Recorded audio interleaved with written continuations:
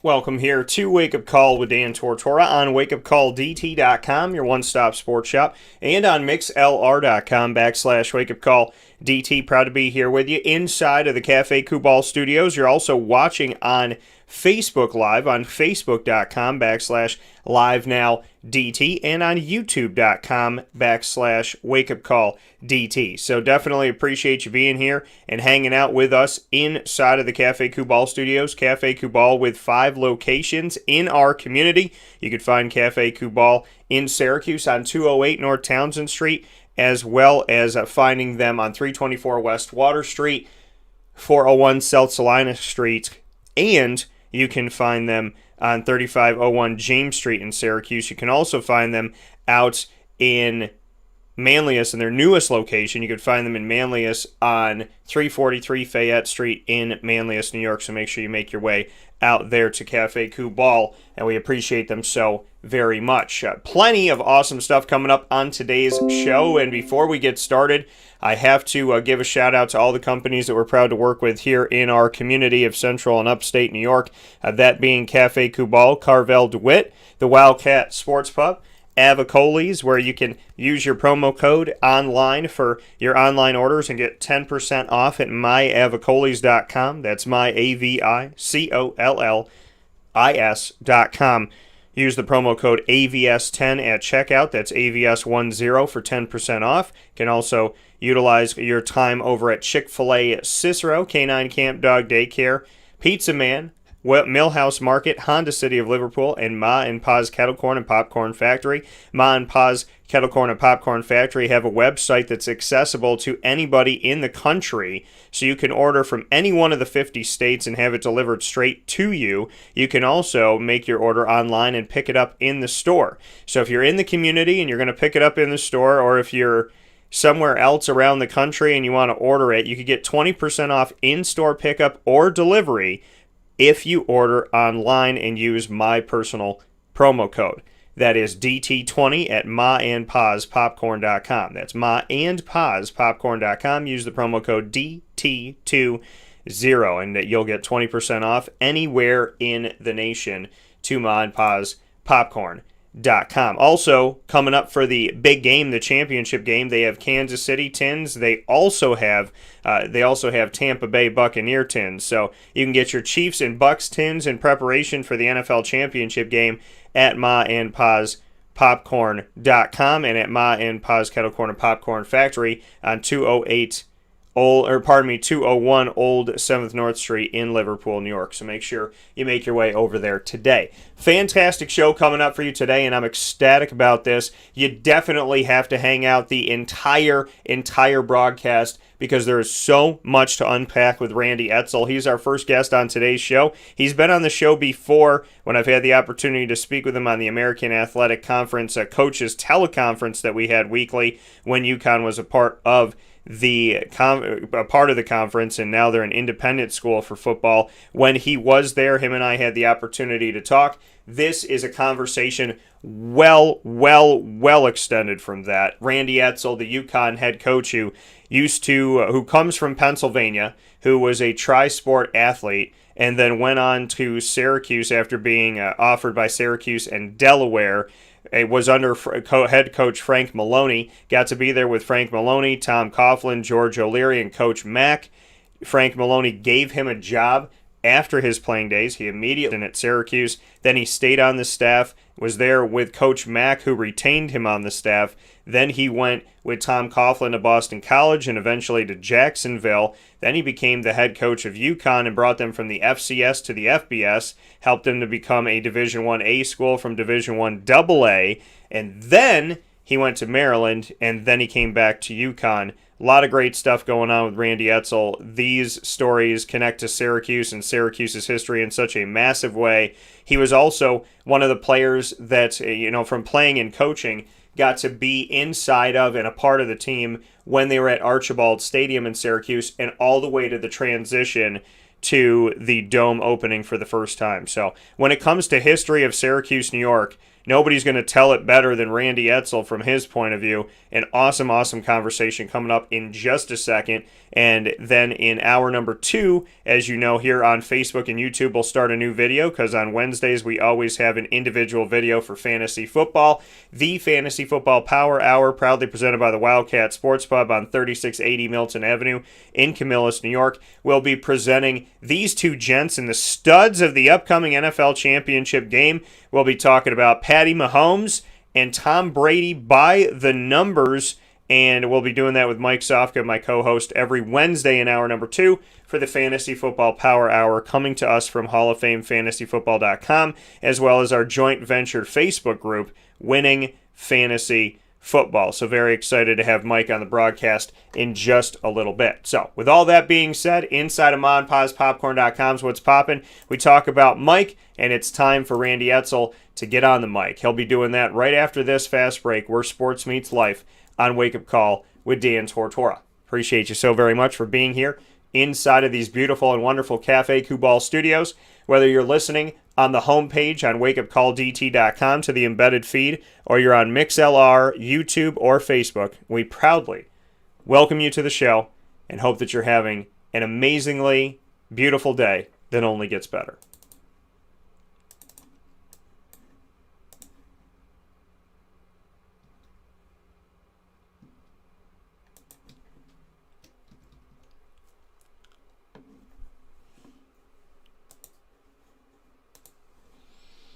Carvel DeWitt, it's what happy tastes like. Do you know why? Because we make ice cream. Creamy, rich, flavorful ice cream. Not yogurt or iced milk like some of our competitors. Ice cream. Fresh, by hand, daily. For the calorie conscious, we have something new for you. Our new Carvelite. Same great flavor, creaminess, and texture of our regular ice cream with only 35 calories an ounce. So whether you want an ice cream cake, flying saucer, dasher, carvalanche, hard or soft ice cream, we will satisfy your craving with our fresh, handmade regular or new Carvelite ice cream. Carvel DeWitt. It's what happy tastes like.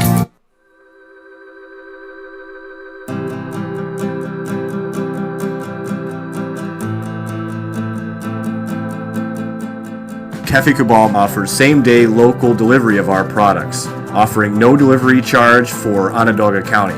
Shop cafekubal.com for fresh roasted coffee beans, cold brew, travel mugs, and all your essential Cafe Kubal needs. Cafe Kubal, coffee for the soul.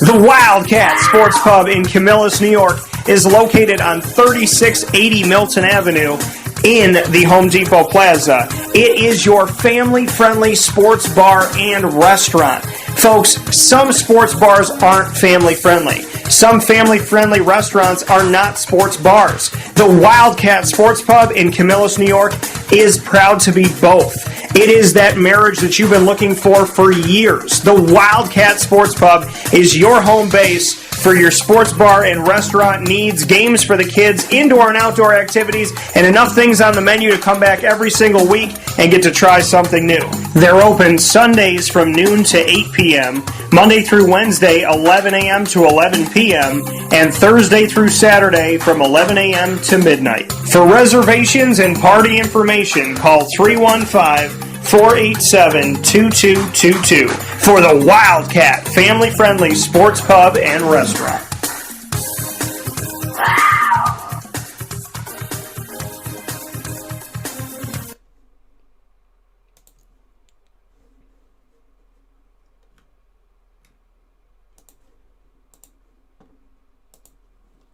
Welcome back here to Wake Up Call with Dan Tortora on WakeUpCallDT.com, your one-stop sports shop, as well as on MixLR.com/WakeUpCallDT, Facebook Live on Facebook.com/LiveNowDT, and on YouTube.com/WakeUpCallDT. So plenty of ways to connect with us live, and we appreciate you all doing that, as well as checking out the archives. I am very honored and privileged to have my special guest, my spotlight guest on today's show, Randy Edsall. Randy was connected to one of my closest, nearest, and dearest friends in my life, Rob Drummond was integral part of bringing him into Syracuse, and was there with the running backs, and obviously had a connection to some awesome Syracuse times.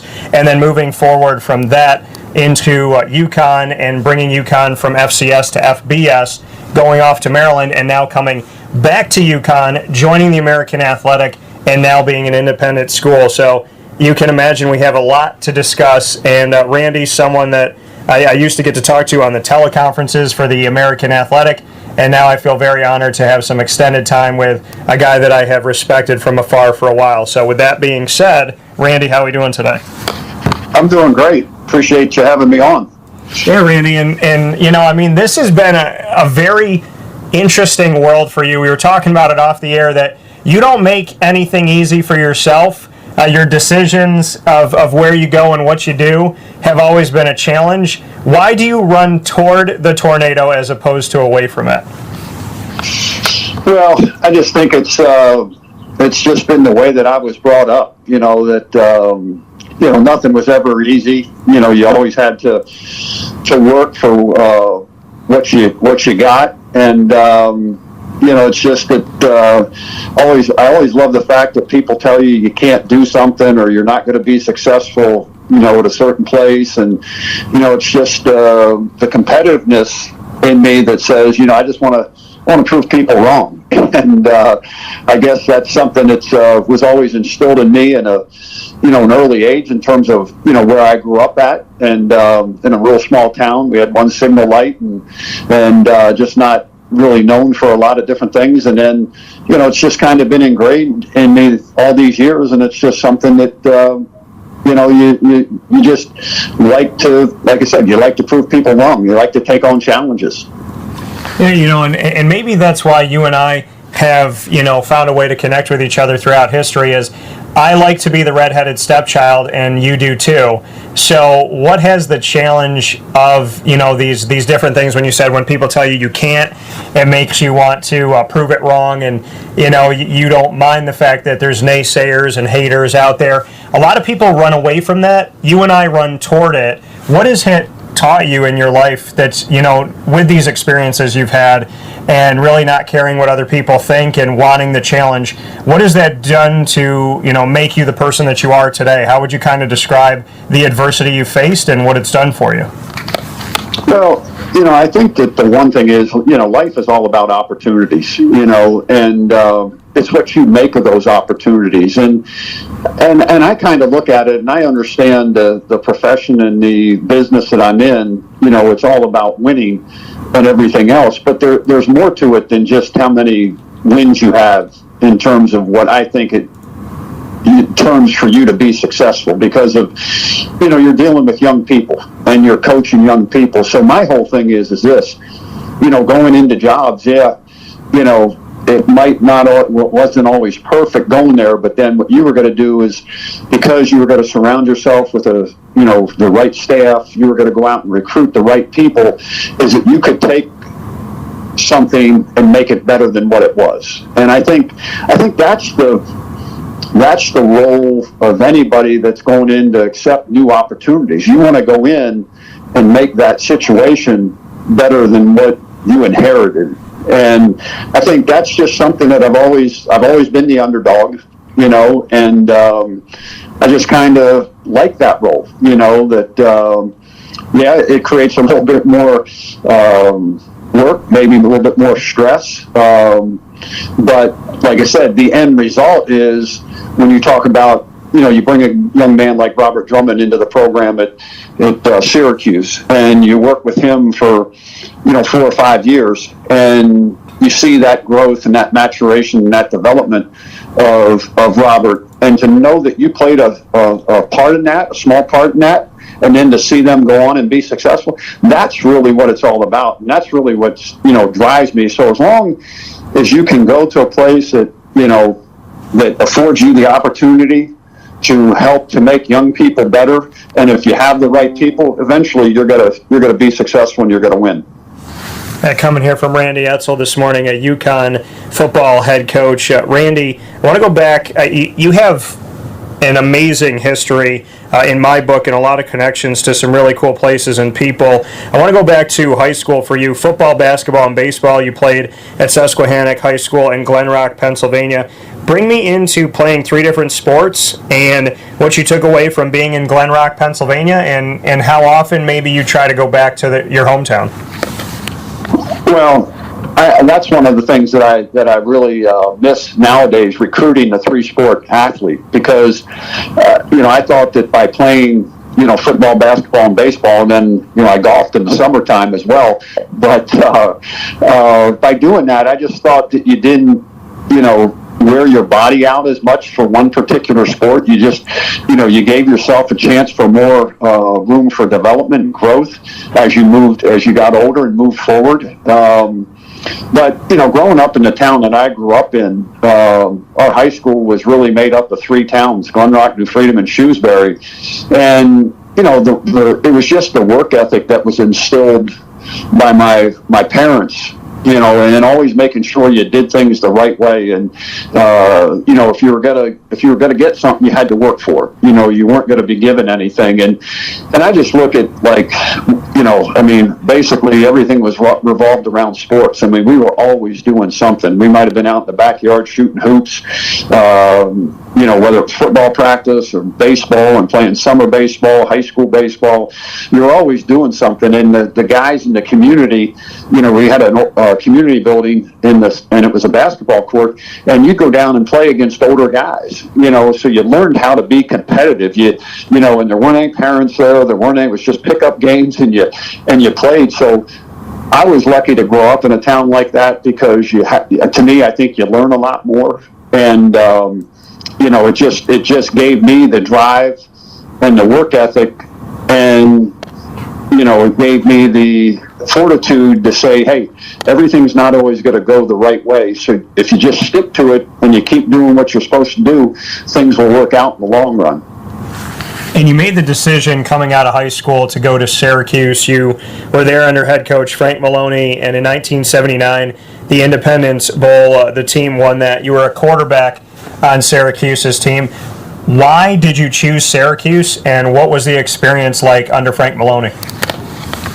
Well, look, I had 2 offers coming out of high school. I had Syracuse, and I had the University of Delaware.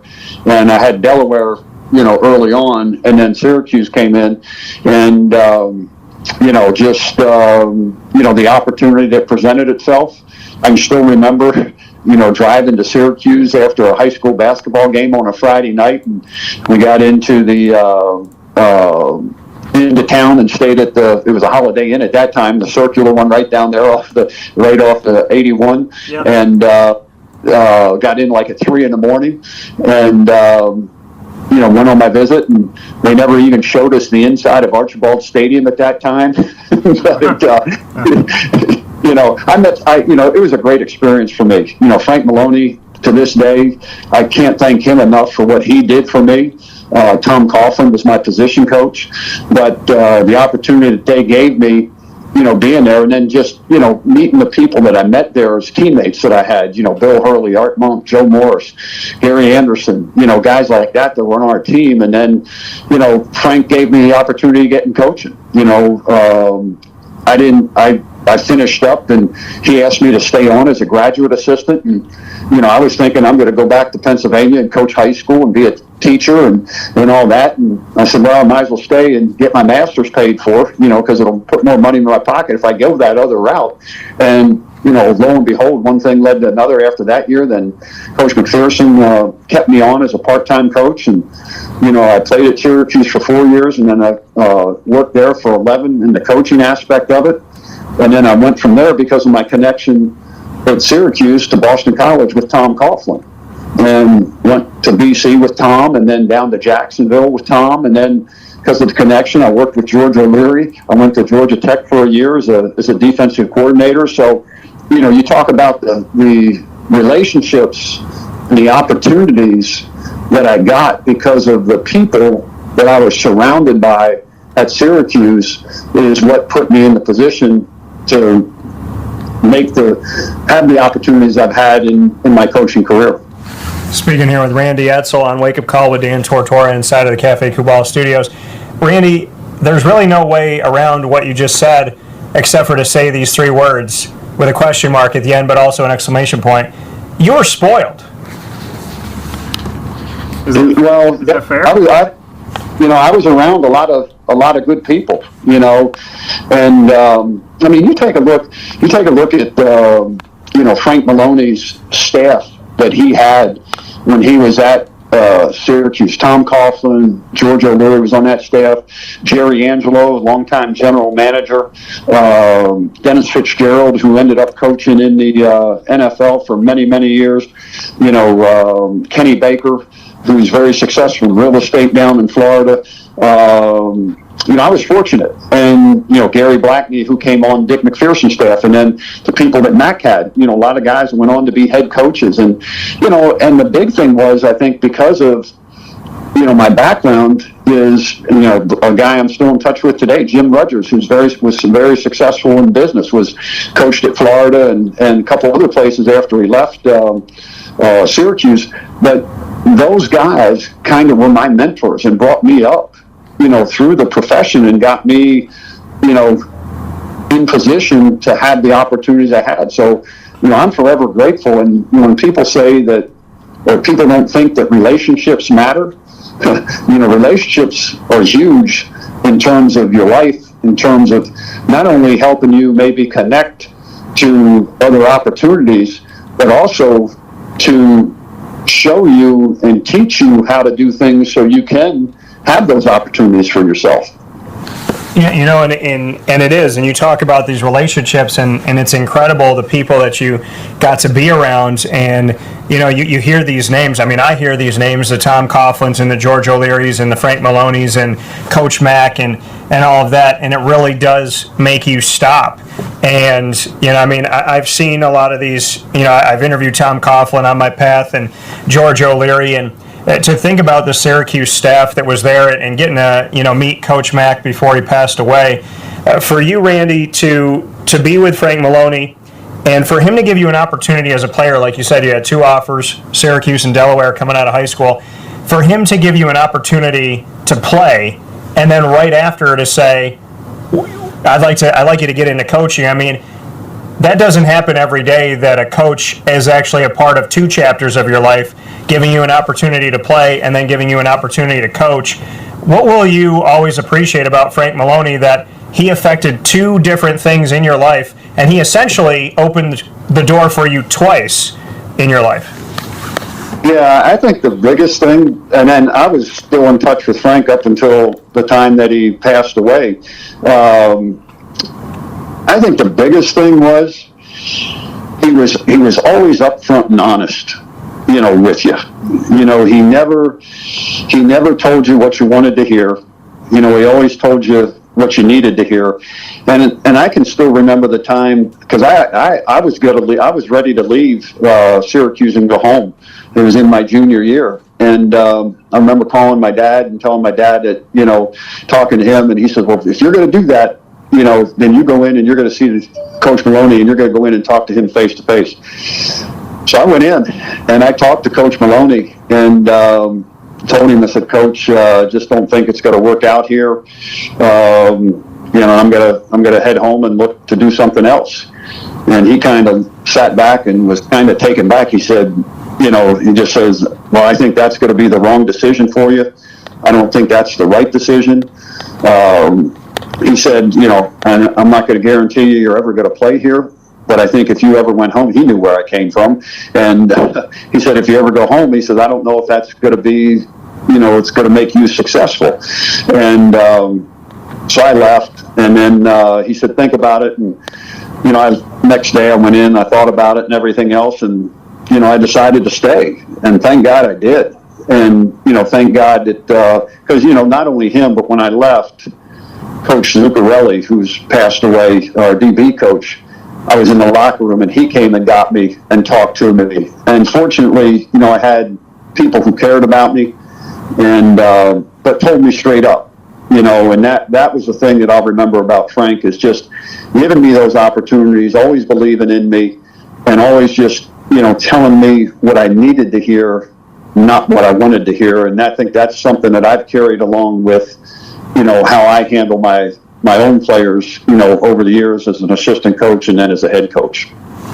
And for you, kind of two pieces here.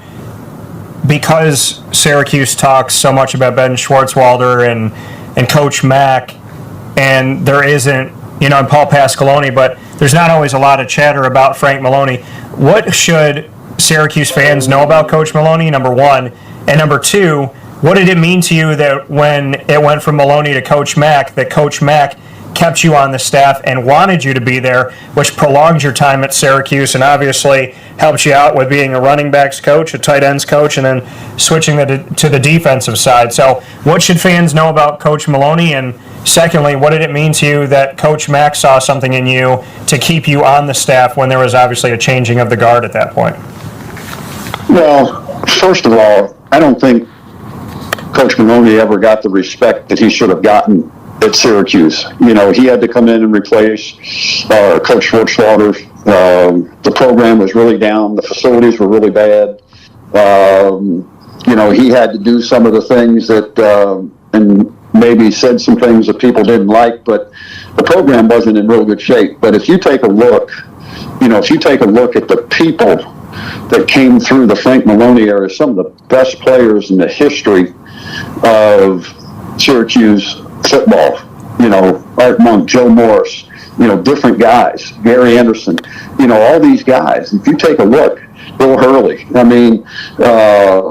there were quite a few guys. He did a really good job of developing players and getting guys, to come to a place that didn't even have, anywhere close to the same facilities of the people that we were competing against, in the East. And so that's the thing. The other thing that, and this was the thing, and Frank was an extreme and probably one of the most intelligent coaches that I've been around. One of the things that when I remember he told me that I was going to be GA, and that you only had one GA at the time, and he told me, he said, Randy, he said, hey, offense and you understand that, but what I'm going to do is I'm going to put you over on defense as a GA so you can learn that side of the ball. So here's a guy, who's looking after me to help me because I knew, I was pretty smart, in terms of understanding what we were doing offensively and everything else. I just wasn't as good athletically as to get on the field as those other guys. But to do that, to put me over there, there's was a tremendous asset to me because now I learned both sides of the ball. I played offense, but now I was going over on defense and learning that. So, and then when Matt came in, was fortunate to be able to stay on because, I knew a lot of the guys in terms of, making that transition and being helpful. And he bumped me up to a part-time coach. And some of that was, I think, helped with George. O'Leary helped with that because George got kept on as well. Probably put a good word in for me. And, but then just working my way up. Again, all you're doing is you're just proving yourself and, going from, running back from tight ends to running backs. And then when Gary Blackney, I learned under Gary Blackney there, and who was a really good, defensive back coach, and then had the opportunity because I still remember Frank Maloney always telling me, he said, if you coach the offensive line and you coach the defensive backs and you do a good job, you're always going to have a job because those are probably the two hardest positions that are in football that you have to coach. And back then, nobody broke the secondary up. You were coaching all four or you were coaching five. It was a nickel. They didn't break it up, safeties and corners back then. You were doing that whole thing. So, and then just, getting the facilities that we got. And, that was something that, I was appreciative of Matt keeping me on and then giving me opportunities to go from, tight ends to running backs and over to defense. And I was recruiting coordinator and, we recruited some pretty good players in that time, and we also, won quite a few games. Randy, you were a part of Archibald Stadium and the evolution of going from Archibald into the Dome. So many things that happened in Syracuse, you were a physical part of. Like, we look at history, you lived it. What was it like playing at Archibald Stadium and then transitioning over and being a part of the Syracuse group that got to officially open the Dome? I mean, you got to close a monumental place in Archibald, and you got to open a monumental place in the Dome, which so few people can say they were a part of one, let alone both. Yeah, well, Archibald Stadium, I can still remember being in there in a pregame my freshman year, and it wasn't a very good home locker room, but above it there was like an animal laboratory, I believe, up there. They had animals, and so Frank's giving his pregame speech, and he's up on a bleacher, and the rah-rah, and Frank was a great motivator. I mean, he could get you going, and he's in the middle of his speech, and all of a sudden you hear these dogs start barking,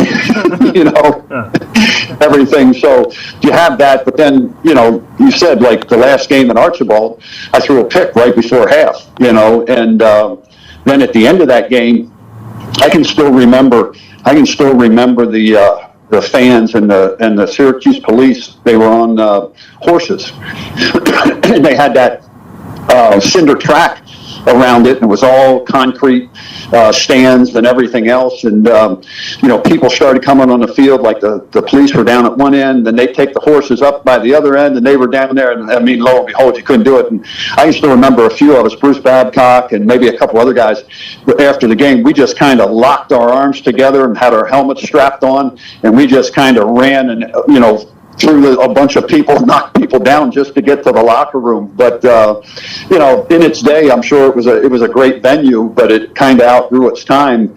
But then to knock Archibald down in my senior year, we played every game on the road that year, which was an experience in itself. We played 2 games in the Meadowlands, 2 games in Rich Stadium in Buffalo, and then we played 1 game at Sholkoff Field at the end of the year. So we had to play every game on the road while the Dome was being built. And then to go into the Dome, I mean, at that time, I mean, that was as good a place as there was in the country to play. And, knowing that it was in the same spot as Archibald, and giving you that home field advantage, because it was loud in there. And, back then they didn't have air conditioning either. And so on a hot day, you could really wear teams out. It was different from a breathing standpoint. So it was a tremendous home field advantage, the Dome, and it sat right on campus, which made it nice for the students. And, just those experiences of playing in Archibald and then coaching in the Dome is something that I'll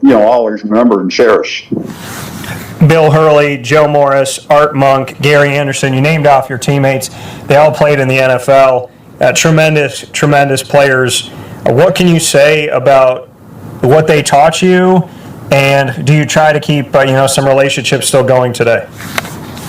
Yeah, I probably in touch with Bill the most, Hurley. But, they were all competitors, all good guys. Art was quiet, he didn't say a whole lot. Then, Gary Anderson, I actually hosted him on his visit. And, there is one of the best kickers of all time in the NFL. And Joe was just a competitor. That's the one thing. Guys that just wanted to compete, guys that played with chips on their shoulders, and guys that, really just, we enjoyed each other. We had a good time, and, we liked each other's company. We saw that Joe Morris finally got his jersey retired. Are you surprised it took that long? Yeah, he was, I still, remember when he ran into the side of the wall in the Miami of Ohio game and in the first game in the carriage. I would have thought that his jersey would have gotten retired a lot sooner than that, Speaking here with Randy Edsall on Wake Up Call with Dan Tortora inside of the Cafe Kubal studios. When you were on the staff and you were recruiting, you brought up Rob Drummond. Give me some of the names that you helped as recruiting coordinator, as running backs coach, as different things you got to do at Syracuse. Just some of the people that you got to work with bringing in, Rob included, And I mean, you had a backfield that had some pretty incredible talent. You know, you had your Michael Owens and your Rob Drummonds and so on and so forth. So bring us back a little bit, nostalgia, and what it was like for you to recruit. Because back then, Syracuse was recruiting the best of the best, whether it was in the backyard or a little bit farther away. And, you know, you, again, you know, I say spoiled as a joke, but in all honesty, very blessed to have, you know, the people that came into Syracuse. But at the same time, credit to you for having the wherewithal to know where the talent was and to go out and get it as well. Well, you know, I was fortunate because I had, you know, I was a recruiting coordinator, but I also had two pretty fertile areas to recruit from in Eastern PA and then down in Florida. And you know, back then, I mean, it's recruiting's a relationship game, and you know, I was a lot younger than I am now, and you know, and it was easy to relate to those guys and get in with them, and I knew what they were going through, and it's kind of like my son here now at UConn doing the same thing. But you know, I mean, and it just saddens me, but you know, I was at Marcus Paul's funeral just not too long ago, but I recruited Marcus, you know, and there was a guy nobody recruited out of high school. You know, it was us in Southwest Louisiana for him, and wanted an opportunity at quarterback, and we told him he'd have an opportunity, but you know, once he got on campus and Donnie McPherson was there, he saw that I better go to defense. But you know, Dwayne Joseph, you know, was another guy who ended up playing in the pros for a number of years. John Flannery from Pottsville, who was a really good player.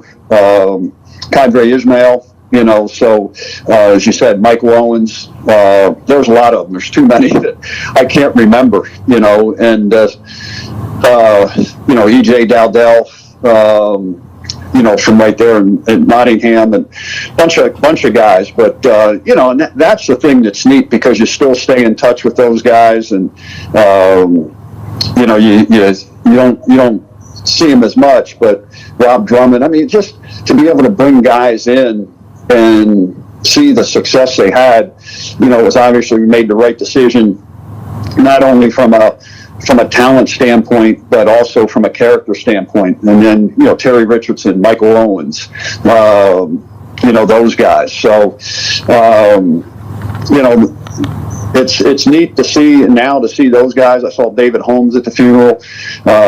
You know, the one year I coached Chris Ingram, God rest his soul, as well. But, you know, I had the opportunity to coach, you know, those guys, Jeff Mangrum and David Holmes and Marcus, you know, and Chris. That was as good a defensive backfield, I think, you know,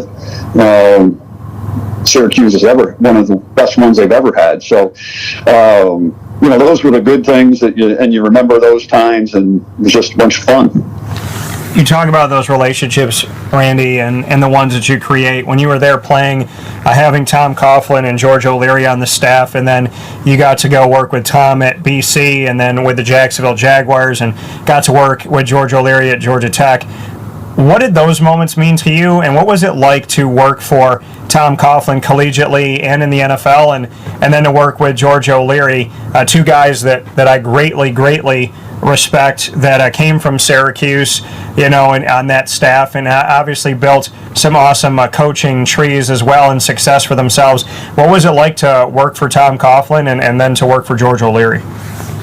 Well, you know, people would always say, God, Tom's got to be, you know, the toughest guy to work for, you know, and because when you played for him, he was very, you know, it was attention to detail. You know, I mean, as a quarterback, you know, everything was done, your footwork was done on a clock, and, you know, you were supposed to open at 4 o'clock, and he said, no, you opened at 4:30. I mean, he was very meticulous, but, you know, working for him as a coach, he was the easiest guy I've ever worked for in my life, because he always spelled out everything that he wanted.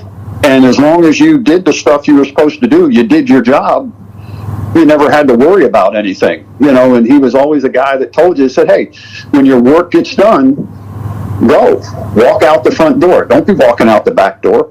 So I always thought he was easy to work for because you knew what the expectations were, you knew what he was looking for, and he wasn't a guy that was wishy-washy, didn't spend a whole lot of time and didn't waste time in meetings and things along those lines. So that's the stuff, and very smart. And then, the experience that he had being when he left and went to BC and then went to the pros and then became the head coach at BC. So again, guys like that, the same thing with George, you try to sit there and listen to what they're saying, not how there's like George. You had to listen to George in terms of what he was saying, not how he was saying it. Because if you listen to how he said it, and if you weren't the right type of person, it could affect you, But George now, the other thing with George is when assistants just watching him recruit and how he, he could, go into the homes and with the parents because he recruited Tim Green and coached him in high school, but just to see how he handled himself and then just, the way he coached, because we've, the 4-wheel drive we had there at Syracuse with those guys and Blaze Winter and Tim and Jamie Kimmel, George coached those guys. So you could learn a lot from him. Then you go and work for him. You knew how he was. So it was probably easier for me working for George and maybe somebody that, hadn't worked for him because you know how he's going to, handle certain things. But the same thing is, as long as you communicate with people, you never usually have any issues. But those two guys were very helpful and very accommodating to help me, get what I wanted to, or help me get to where I wanted to get to, because I was with Tom at the Jaguars and left to go to Georgia Tech with George because I wanted to be a head coach, and I interviewed for a job when I was at Jacksonville, a college job, and they said, well, you've never been a coordinator before. So I had to make the decision and I made a decision. George had a note and he called me, and he called me before, and I told him, no, I can't go. And he said, well, this will be the last time I ever call you for a job. So after having that experience, they said, you've never been a coordinator. I said, well, I'm going to go get qualified on paper, so nobody can say, well, you've never been a coordinator. So that's when I went up to Georgia Tech in 1998 and was a coordinator there with him for that year. And we tied for the ACC championship and beat Notre Dame in the bowl game. And then the next year, then I got the job here at UConn. So, those are the connections that really help you. And again, as long as you sit there and you listen, you take things in, those guys like that are only going to make you better. That coming here from Randy Edsall. Randy, before I let you go, UConn not once but twice. We've talked about it a little bit before, but we can expand on it now. You made the decision to go to UConn. You helped to lead them from a Division I AA FCS program into the FBS Division I-A. Bring me into that process, which few coaches in the world have to really go through. So bring me into that process of bringing them from FCS to FBS. And then secondly, why did you come back? Well, coming here, Lou Perkins was the athletic director at that time, and he had a vision for what they were going to do, and knowing that you were going to be FCS, and then you were going into back then what the Big East would be known as the Power 5 conference. You were going to be going into the Big East. It gave you the tools that you needed, and they were going to build a brand new stadium, East Hartford, Rentschler Field. And then we ended up building a football building here on campus, which is as good as any facility in the country, bar none. But knowing that you had that support, and it wasn't one of those things where, Lou understood that it wasn't going to happen overnight, that you had to build the program.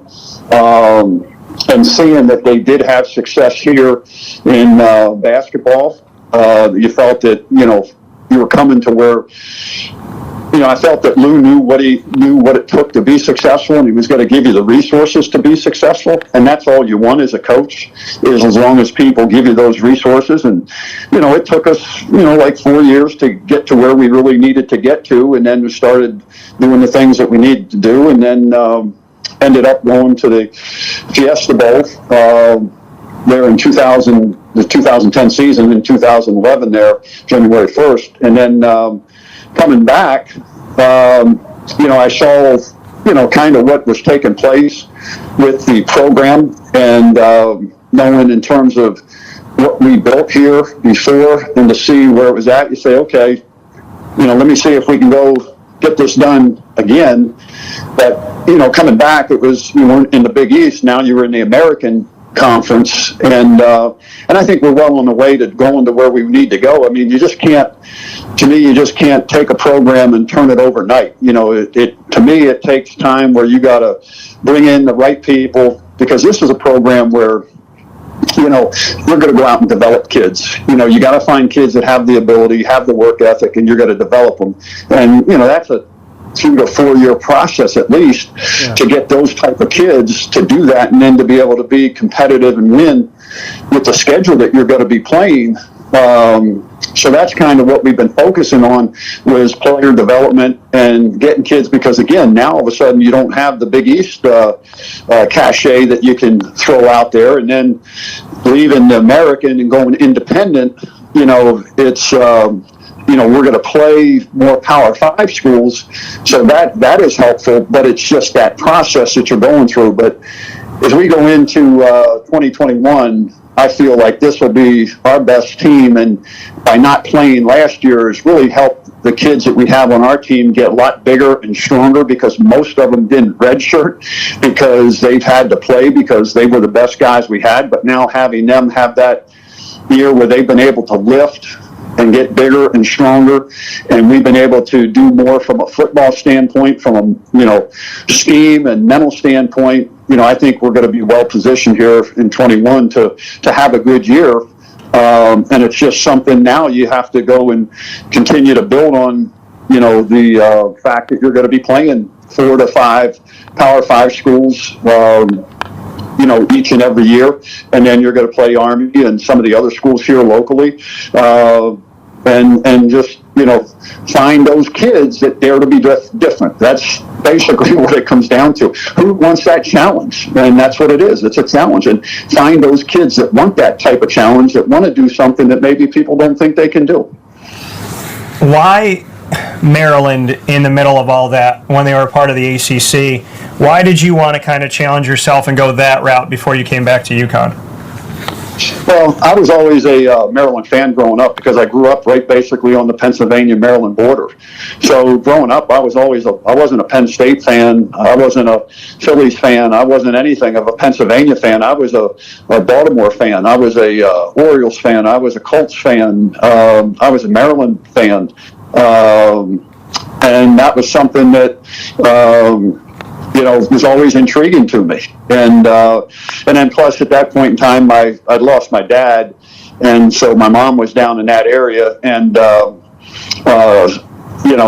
was something where I could get back closer to home and be around her a little bit more, by being there. But it was just one of those things where, I was a Maryland fan growing up, and then, we went through the same thing there. We were in the ACC, and then all of a sudden we go to the Big Ten. Made that jump. So it's I've had a lot of interesting things during my career, but nothing that I would ever change. Yeah, I mean, Randy, you went, like you said, you went Maryland from the ACC to the Big Ten move. You did the move with UConn from the FCS to the FBS. You did move with UConn from the Big East to we don't know to the American, now to the Independent.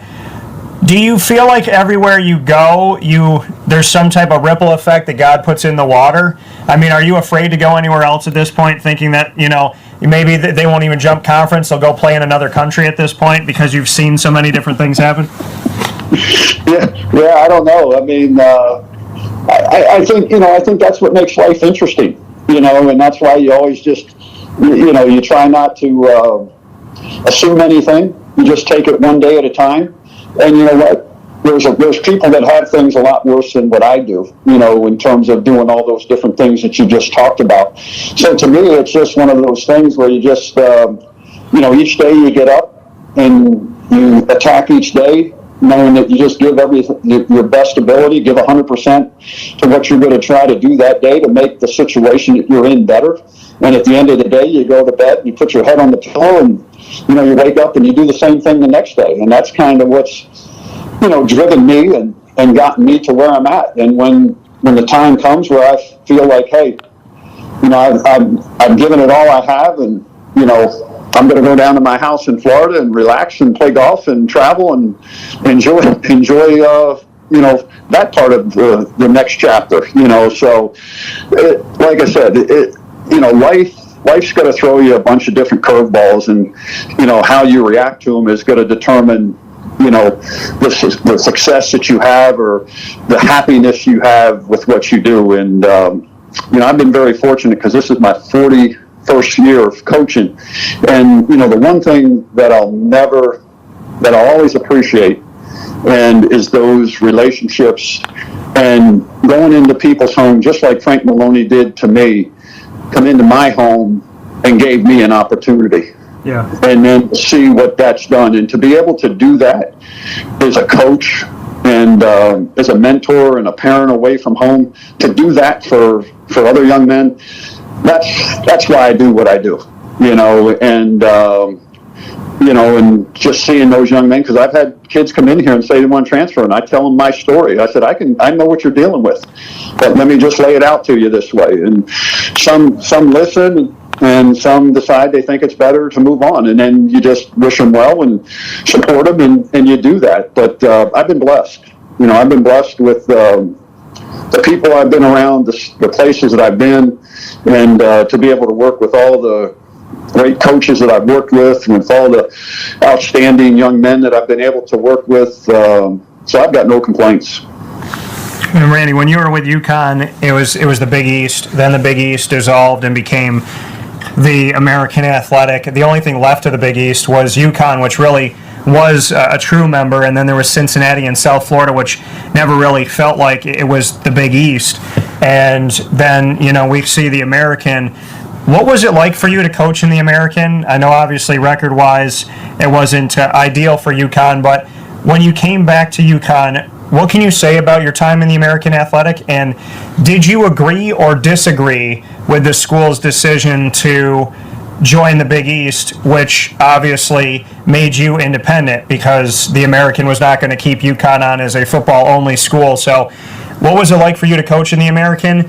And then, the decision, how much did you have say in it? Did you agree with it? And what do you think about the fact that when UConn said we're going back to the Big East, that meant that there was no more football for UConn in the Big East Conference? First of all, I think the American Football Conference is a really good conference. I mean, I think they play really good football, and there's really good coaches and there's good players in the American. And again, when you take a look at it, you had basically UConn and Temple and Cincinnati in this area, and then everybody else was west or south, or wasn't really any natural rivalries there for you. And then Navy came along as a football only member, but and then the move to the Big East. I mean, that's one thing that was more of a university decision that they made, and a football coach isn't going to be consulted on that, because again, the success and the history and tradition that they've had here in men's and women's basketball, is really second to none, and I don't think the American is not nearly as strong of a conference in basketball as the Big East is. And then also, when you do take a look at the economics of it all, with all your other, your Olympic sports and the travel that they would have, you can understand clearly, why the university made the decision that they made, and what they wanted to do to see if we could stay in the American as a football only. That didn't work out. So the next best option to be able to play at the level that the university wanted to play at, they felt by going is the independent route. And, the independent route, it does present its challenges just like anything else. But what you do is you look to embrace those challenges. And then what you do is you find a way to put yourself in the best possible position so that your players can achieve success, on the field, being an independent. Did you agree with it? I mean, are you okay with this move because it creates? I mean, obviously, you can, as an independent school. I think it was the best option based on what they felt was the best decision for the entire athletic department, and then also from an economical standpoint as well. How did you leave? I mean, Mike Oresco of the American, the commissioner, and everybody at the American. Did you feel like you left there, with positive terms? Did you feel that, there's a bond that you created there, or relationships you created there that can last forever? And how did you personally kind of go away from that? I didn't have any issue with anybody at the American. That wasn't something that it just, I think what again, when it gets down to it, and this is what happens, UConn made a business decision and the American made a business decision, so, that happens in everyday life. And, eventually, sometimes people might think it's selfish, but it's not. You always have to do what you think is best for your situation. And we at UConn did what we felt was the best in our situation, and the American felt what they did was best in their situation. We felt it was best for us to leave, to go there, and we wanted to have the opportunity to stay there as a football only, but the American felt that wasn't the best opportunity, so, they made their decision. So, you don't begrudge anybody with decisions they make, because people are making decisions which what they think is best for them to achieve the goals that they want to achieve. So, I'm too old and been around this game too long to get frustrated or to get upset with certain things. And, again, because ultimately my job is to get my team the best I can and put us in the best possible position to win when we go out and play on Saturdays. We have Liberty, Notre Dame, BYU, New Mexico State, Army, UMass, these schools that are independent. There's not a ton of them, but now UConn's a part of it. This is a new challenge for you in your 41st year. Do you think that UConn football can make a name for itself as an independent school? Well, that's something that we'll see. I think we can. The one thing is we really haven't had a problem really scheduling teams. I mean, we've got Syracuse on the schedule, we got BC on the schedule.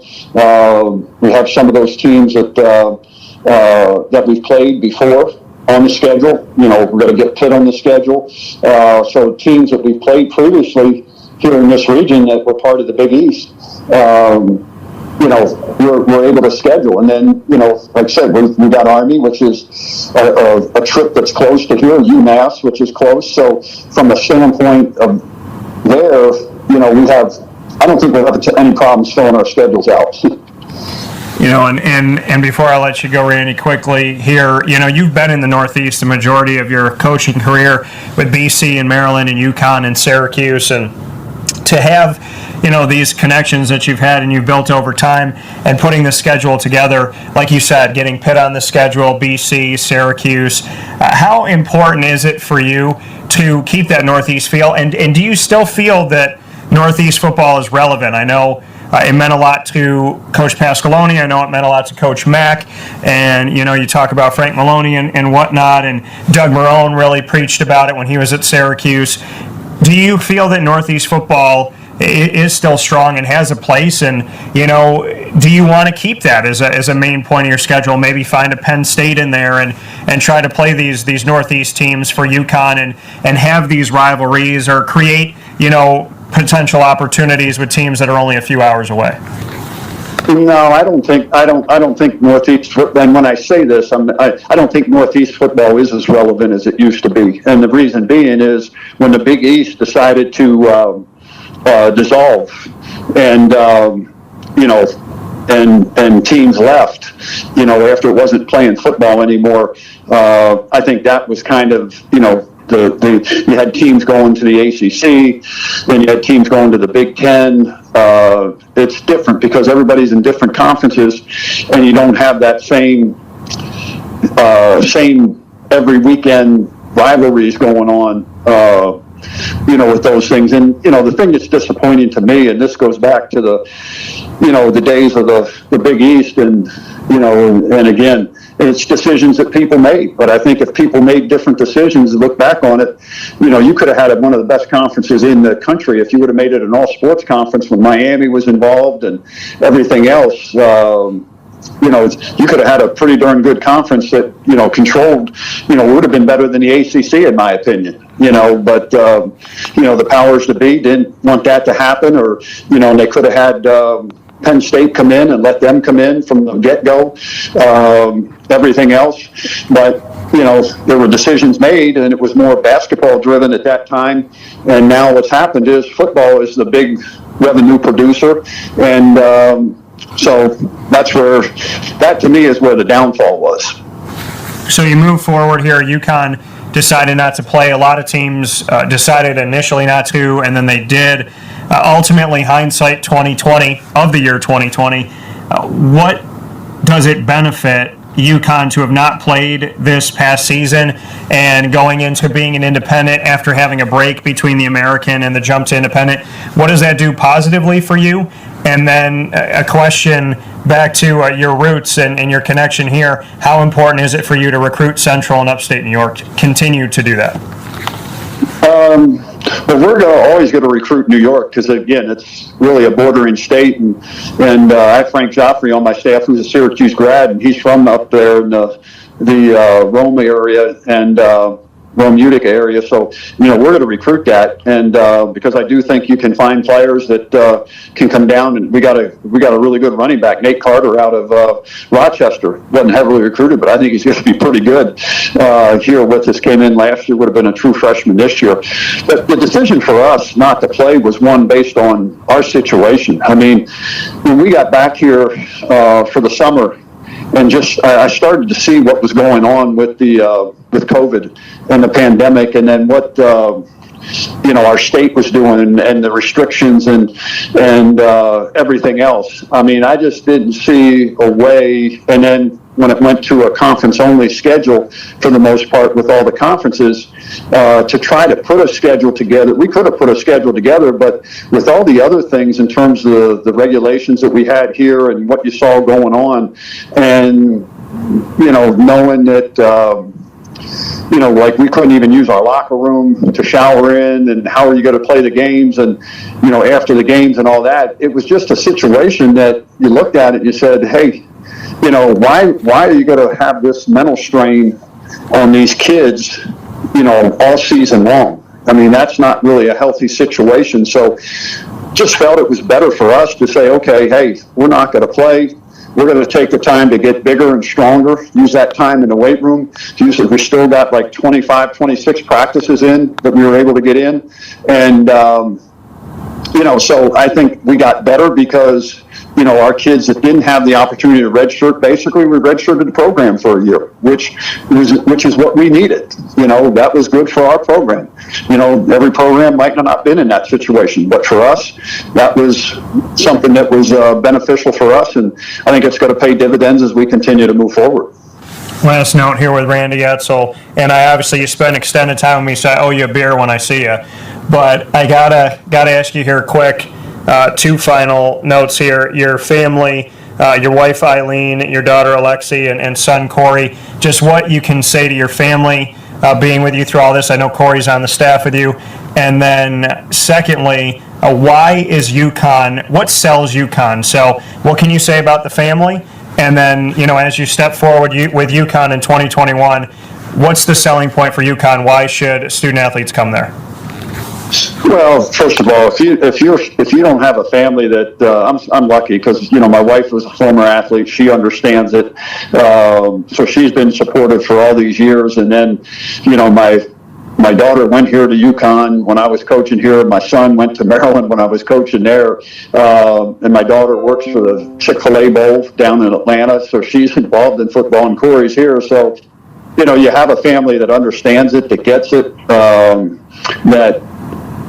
There's things that if I do regret anything, that I didn't get to spend as much time with my kids when they were growing up, and going to some of their games and doing those sort of things that my father and mother did, by coming to all my games. And, it's great now that I have this time with Corey, and, he's here, and he was at Maryland as a student and a student assistant while I was there. So again, you had that time, but you did miss some of those other times. And then I just think that UConn, moving forward, why it's such an attractive place is that you got a place that first and foremost you're going to get an outstanding degree. Because I don't care what anybody says. The one thing that these young men need when they go to school is to get the degree, because for some of them, football is only going to be 4 years, some 5, some maybe, if they might have a cup of soup, in the NFL, and not many guys play more than two to 3 years on the average, but you're going to get an outstanding degree, and then you're going to come to a place that, is going to allow you to develop into what you want to be as a student, as an athlete, and as a person. And you're going to play a tremendous schedule. And, back in 2012, we had the first most people in the country, UConn grads playing in the NFL. So you're going to get developed here. That's one thing. You're going to get developed. If you want an opportunity to try to get to the next level, you're going to get developed. You're going to be in the best facilities in the country, and you're going to have people who really care about you. You're going to have coaches that are going to shoot you straight. They're not going to tell you what you want to hear. They're going to tell you what you need to hear. And you're going to play a challenging schedule. So if you want to have a chance to show somebody that play with the chip on your shoulder and show them that you can take on other people and beat them that people don't think you can, then it's a great spot for you. Coming on Wake Up Call with Dan Tortora inside of the Cafe Kubal studios with Randy Edsall. Randy, again, I appreciate so much you taking this time. I've waited a long time to have an opportunity to really have a full sit down with you, and I know you're busy. I know you got a lot going on, but I'd love to keep this door always open and have you back on the show as we talk about things. We opened a lot of doorways on the show today where I feel like I could have stopped and gone to anything and kind of elaborated more, because your 41 years have been so incredible. So I want to say thank you. I appreciate it. I'd love to have you back. And as I walked up to you at your last American Athletic event, when we had the kickoff weekend, or had that event for a couple days in Rhode Island, when I walked up and shook your hand, I very much respect you, have from afar, and I can't thank you enough. So just know that I'm in your corner. I'm hoping the best for you, and I look forward to having you back on the show. And I definitely am very honored and thankful to God that I get to sit here today and finally get to spotlight you the way that I wanted to. Well, I appreciate it, and I enjoyed it, and yeah, we covered a lot. But I'll come back. I'll come back on it sometime. But then what we got to do, though, is we got to add like Robert Drummond, Michael Owens, some of those guys, and make it a little bit more fun. Not that this is fun, but at least we'll be laughing. Yeah, we'll definitely get them on. And I talked to Terry Richardson and David Walker. I said if that Syracuse job ever became available, and they both said they'd get after it. And I got to say, I know you're at UConn, Randy, but if Syracuse was ever on the horizon down the road, would you be fighting Terry and David for the job? No. I can tell you that. No. All right, fair enough. Well, then I guess it's up to those two guys to duke it out and find out who's the head coach and who's the coordinator. But yeah, I would love to have you back, and thank you for recruiting one of my closest friends, Rob Drummond. You saw something in him, and he's one of the most amazing people I've ever met. So I know. Hey, go ahead. He wasn't heavily recruited, but I'll tell you what, man. That guy played hard. He played hard. He gave it everything he had. I love the guy. So. And he said to always give him a call because he knows a lot of the kids here in the area. He said, Randy ever calls me, I'm going to send him in the right direction. So. All right. Sounds good. Thank you, Randy. Take care, and I'll talk to you soon. Appreciate it.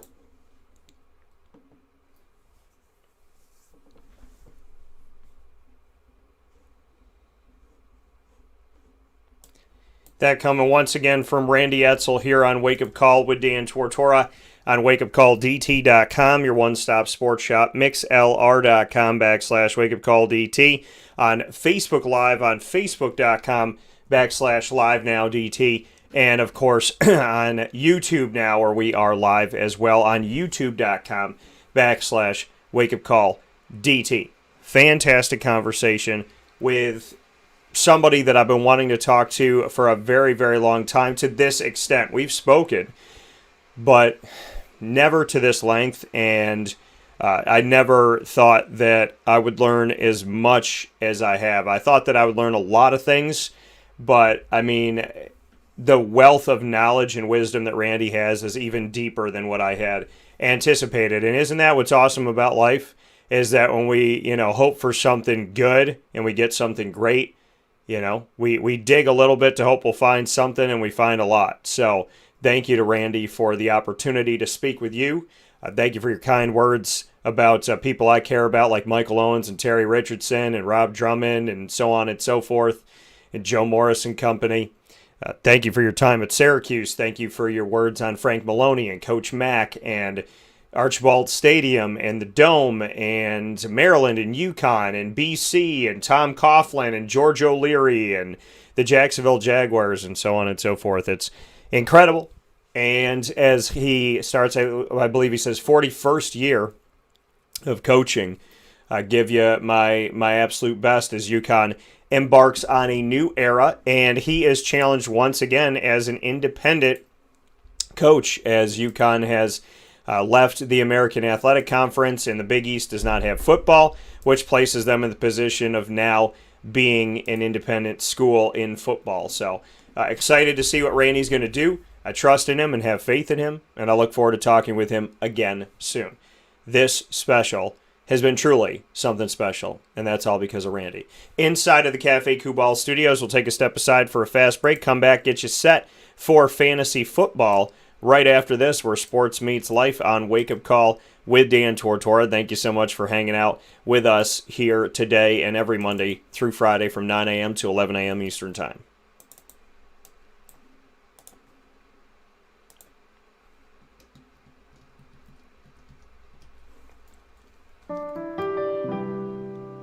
Avicoli's Restaurant, located right at the corner of Route 57 and Wetzel Road, is proud to be your local neighbor, growing with you for over 20 years. We're open 7 days a week for lunch, dinner, and drinks. For takeout, delivery, or catering, call us at 315-622-5100. When you order online and use our promo code AVS10, you will save 10% on your online purchase at myavicolis.com. And make sure to join us monthly for our live on-site broadcasts centered around Liverpool athletics.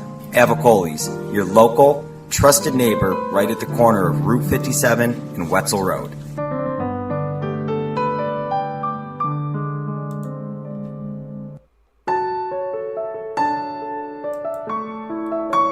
Having peace of mind when you're out of town that your furry-loving friend is safe and sound means taking them to Canine Campground, because we all know that when it comes to the love of our pets, it goes well beyond the call of duty to make sure they're safe and sound. Right, Lily?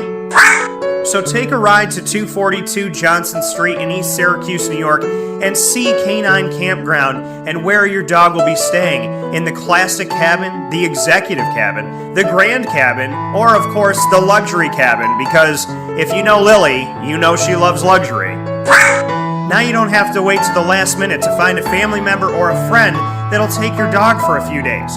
Call Canine Campground at 315-299-4013. That's 315-299-4013. Their drop-off and pickup times are Monday through Sunday. Check K9campground.com for more information. That's the letter K, the number 9, and campground spelled with a K.com. K9campground.com. When you're going out of town, bring your dog to Canine Campground.